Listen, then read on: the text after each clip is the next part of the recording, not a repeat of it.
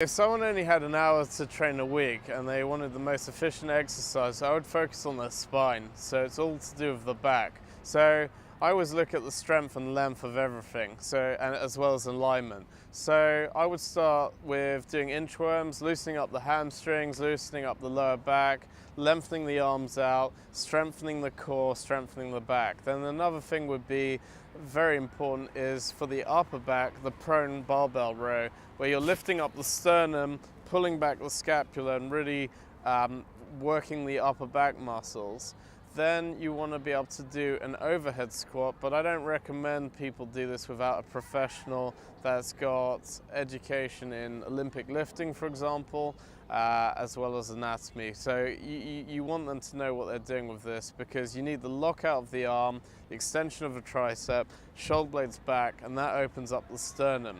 So those are a few good exercises, and then I would say that the deadlift is really good. Again, this needs to be taught correctly, because with wrong teaching, it's damaging, not beneficial. With the correct teaching, the heels are planted on the floor, the shin against the bar, you never have the bar away from you, it's up and down your leg, and what you do is you've got your hips pushing into the bar, shoulder blades go back, and then you lengthen your spine upwards. And what that does is really gives you a great long, strong spine as well.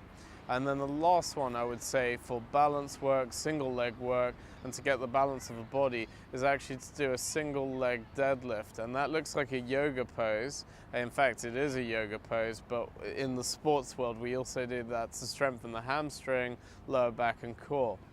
And that's where you imagine one knee is bent and then your whole body is on top and straight parallel to the floor, and you can actually have it with weights on the arms. And what you've got to do is be able to square your hips. The hips have to be dead square, and what that does is engage the core. And then imagine the shoulder blades and back are squeezed back, and that gets the rear deltoids and the back of the shoulders pulled back.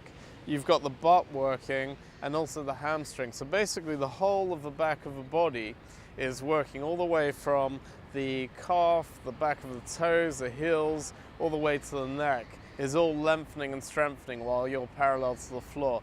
And those exercises are fantastic. They're really fitting excellent.